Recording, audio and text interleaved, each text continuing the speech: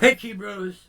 What do you say? What do you know? This is Keith coming at you from the man cave. Well, first of all, some of you people are annoyed just as much as I am of my past chair I was using. Mr. Squeaky, we called him.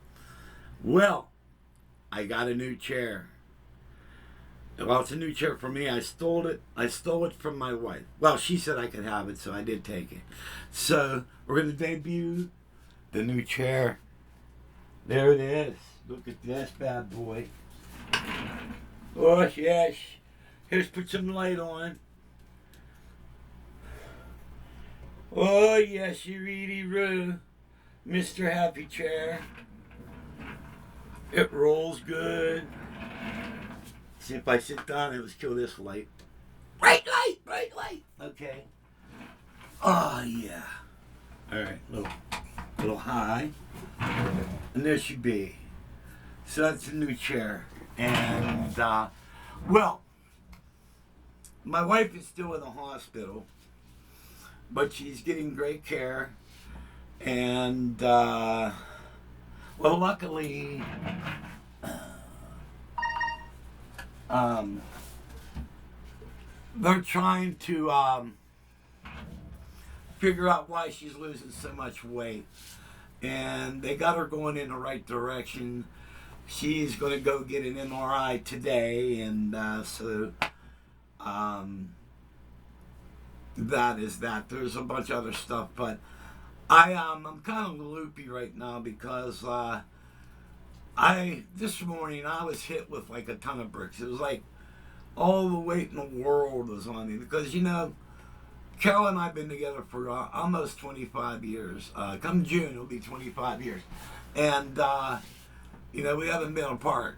And the fact that she's not here with me is, it's really freaking me out because she's my soulmate. So, but I took an anti-anxiety pill. So I'm a little bit loopy. And so that might make for an enjoyable video. Which she keeps get stupid, and but what I did some more changes to the man cave, and I'll explain to you guys what I did. Also, like the stuff here that's mounted in here, I call this the bookcase. If you guys are interested in building something like this, all you really need is a drill and a countersink bit, and that's all you need. And no Phillips bit to shoot. This whole thing was put together with drywall screws. All right, and then what I did is see my brother Don's an engineer, and ever since I was a little kid, anytime we built anything, we would build it on paper. So we would draw the whole thing out on paper, and then we would we would even do like if you had a piece 6 feet, 6 feet tall, 18 inches deep, all right, and that was one. Say that's a side, all right. So 6 feet, 18 inches deep, all right. So we would figure all this stuff, and we would write this all down on the paper. So we would go to like Lowe's or Home Depot and we'd say, hey, we'd buy a couple of sheets of plywood and we need this cut. We need these pieces cut. And they'll cut it all out for you because they have those really cool saws. So you can have all the pieces cut, then all you have to do is put it together. And then I have the plans to show you how to put it together. So, but if you guys are interested in that, let me know.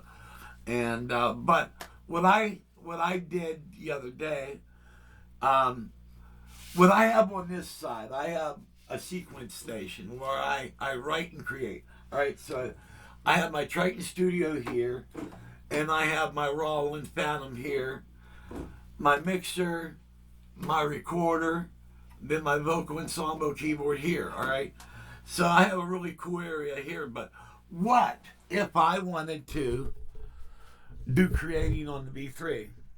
All right, so let's move this over here. And so what I did was I rigged up an area here. And so what I did was, since I'm now using the VR09, I no longer am using my Chrome 73. Because what I use out live is I use my Chrome 61, the VR09, and my Numi Compact 2X. Those are my live keyboards, all right? So the VR09 is freed up this Chrome EX. So what I did was, right where this is sitting, a while ago, a friend brought over an old Hammond organ. This is one of the cheap ones, all right? And like, like this stuff that like a mom and pop would own to make just stupid music. Well, I ripped it all apart and I kept the top to the organ, all right, and certain wooden parts and stuff. Anyway, the top to that organ is right on here, all right. See, there's the top right there. See, and then what I did was I just mounted it on top the B3. And so it's kind of like where the drawbars are, it's kind of like a little cave there, but it's cool because I got it lit. And then where the crown now sits, I put another section of LEDs so I can read, But I could also, I could change the color if I want red, or if I want a blue. I could change all different colors. I could even have it freak out. Where's the freak out button? Yeah, so I can have it freak out if I want. And so now I can sit at the B3. I have the Chrome EX here, and I have the Juno G above it. And matter of fact, while I'm doing this video, let me see here. Yeah.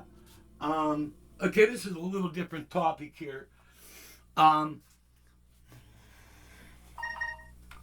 Wow, I'm really getting a lot of messages. That's from the band.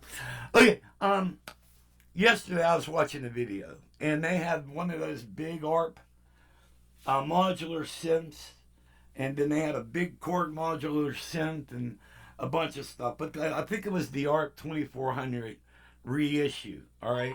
So it's a big thing that had 50,000 patch cables, all type of sliders in it, and they said that's what they used to do the bass line for Thriller. All right? And I'm thinking, I'm listening to that. I crank it up and I go over by my speakers because I have a theater system in, and I'm listening to everything. And I'm going, I have that bass line. And I don't understand. Now, you're going to go spend $10,000 to buy this modular system when I have a Juno G, does the same thing.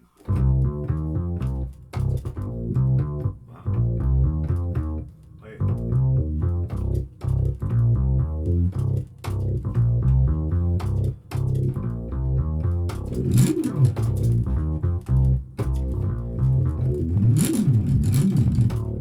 It does the same thing, really. And that's just the other program. I didn't even tweak it. I got.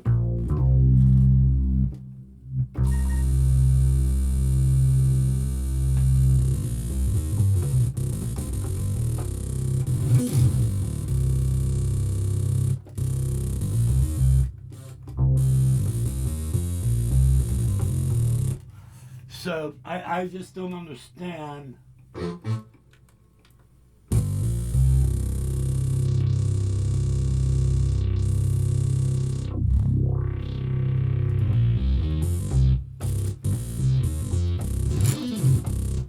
I just don't understand why you would need all that just to do a bass line. It just don't make sense to me. I would rather push a button and just have it, and rather than run all these patch cords. But what I did with this is the latest thing for the cave.